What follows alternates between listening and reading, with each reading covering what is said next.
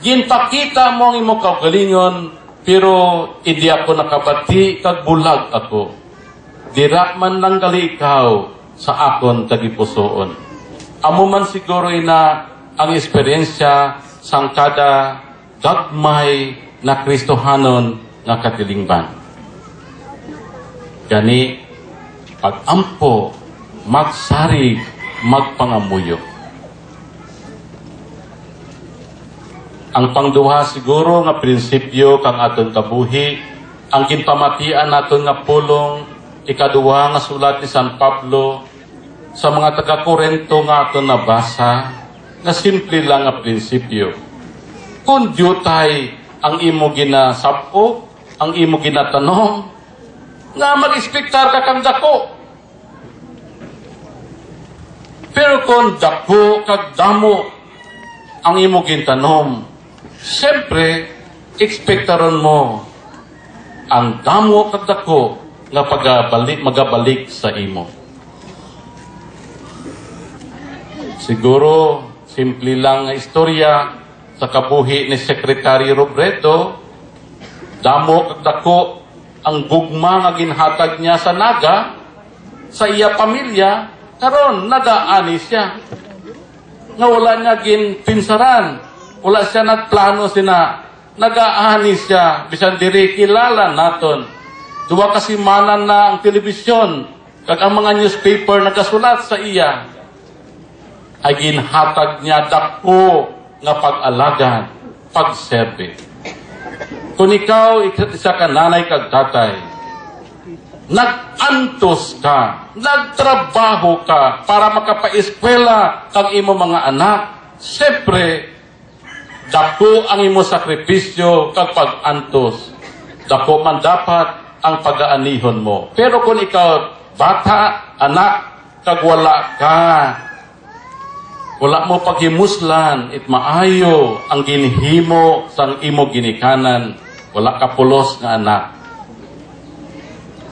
Pero kung ang sakripisyo kang ginikanan sa pagtanom, sang masanag kag maayo nga basdamlag, ginkuha mo, kag gintago sa tagipusoon mo, ginasuray mo ang tanan, nga mga kadulom kag pag-anto sa kabuhi, agud itanom ang ila pagigugma sa imo, magaani ka kang masanag nga basdamlag.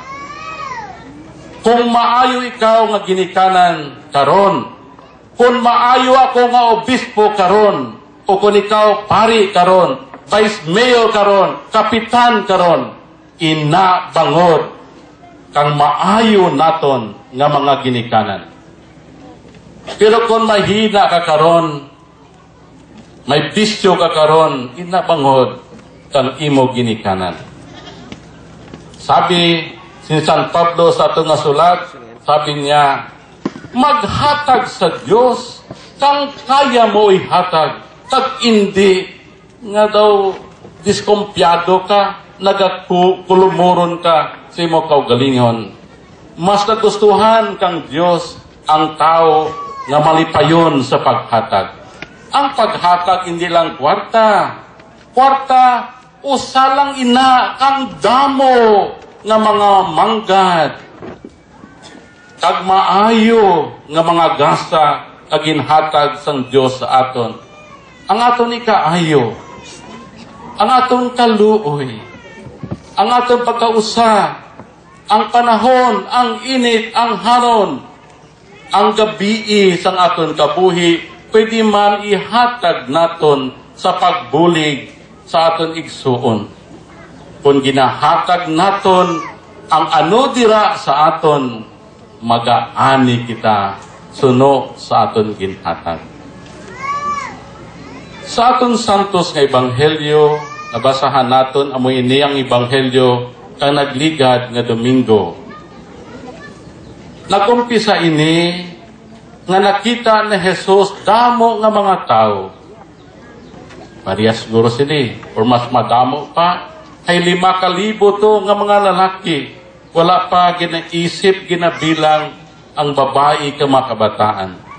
Ang sabi sa mga manugsulat sa Ebanghelyo, naluoy siya Da mga karnero sila nga wala it manog pahalab, manog balantay. Gani, nagtudlo sa Jesus sa ila. Ang gabi na, sabi sa mga disipulos, papaulian na mga tao sa kadalawan, kagbatang, kami lang diri nga taga-tuybo ang mapabilin. Pakanon namon na taga-tuybo. Pero sabi ni Jesus, hindi. Pakauno ng tanan. Kag dito nag-umpisa ang milagro kang 5 ka tinapay, 2 ka isda nga nagpabusog sang tanan. Naraman naton ang gusto nga ginapaabot sang Dios sa aton. Ano ang dira sa imo? Ihatag sa Dios, ihalad sa iya, kag ang Dios magahatag kang milagro. Ano ang dira sa imo? Pagkatapos na to, nga nagbulusog ang mga tao, naghali na si Jesus, ginpangita ka mga tao si Jesus. Kang nakita sa mga tao si Jesus, ang sabi ni Jesus sa ila, ginapangita ninyo ako, dili bangod hay nakita ninyo ang tanda, kundi bangod hay nakakaon kamo kag nagbulusog. Ang gusto hambalon, nga gusto pagin ninyo makakaon liwan. Tapos nagsabi si Jesus ang maayo nga bersikulo, hindi kamo magpangabudlay para sa pagkaon nga may katapusan, kundi kung magpangabudlay, magsakripisyo, magtios kamo para sa tinapay nga nagahatag kabuhi eternal. Sabi sa mga tao, ano ang buhaton namon, himuon namon, agod nga mangin-amon ang tinapay nga wala sing katapusan. Kag sabi ni Jesus, magtuo sa ginpadala sa ngamay. Kag ang shortcut amo ini, ako ang tinapay nga halin sa langit. Kung sino ang magakaon sini nga tinapay, may kabuhi sa iya. Kaya ang matuod nga tinapay nga ako amo, ang akon unod, kag ang akon dugo. Amo na ginhambal niya, ginsabi ni Jesus 2 Sundays ago, kag ang ebanghelyo naton mag-uumpisa. Damo nga mga tao nagsabi, masyado ka mabudlay. Intindihon ang ginasabi niya, nga siya ang tinapay nga magahatag kabuhi. Kag ang unod niya, amo ang tinapay. Kani naghalin sila. Pero sigurado ako nga ang mga taga-tuybo kag damo nga nagatipon wala naghalin. Ay pariyo kita kay San Pedro kang ginhunga siya ni Jesus kamo nga 12. Magabiya man kamo sa akon, kag ang sabi ni Simon Pedro amo ini. Hindi ko na makita nila to. Ginoo, kinsa may among kapaingnan, naa kanimo ang pulong nga naghatag o kinabuhing walay katapusan. Nagtuo kami og nasayod nga ikaw mao ang balaan nga Dios.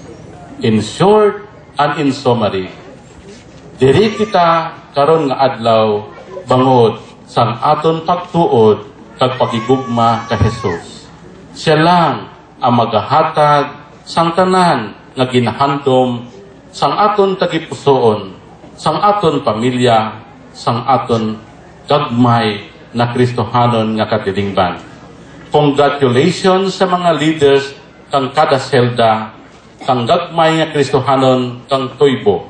Kabay nga ang Ginoo padayon nga magapakig-upod uban sa inyo kinabuhi.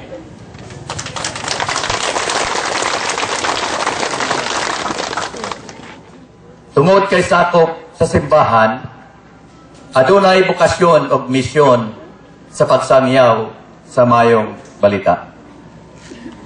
Tinahod namong kuraparo ko, Reverendo Padre Vicente Riveral Jr., mga igsoon ko diha kang Kristo, karon adlaw, busaksi kita sa pagbag-o sa saad sa misyon sa mga opisyales sa gagmayng Kristohanon Katilimban, sa West Fly Commissions, mga GKK Cell Coordinators o ang mga GKK Cell members dinhi sa Barangay Tuybo, Katayngan, Masbati.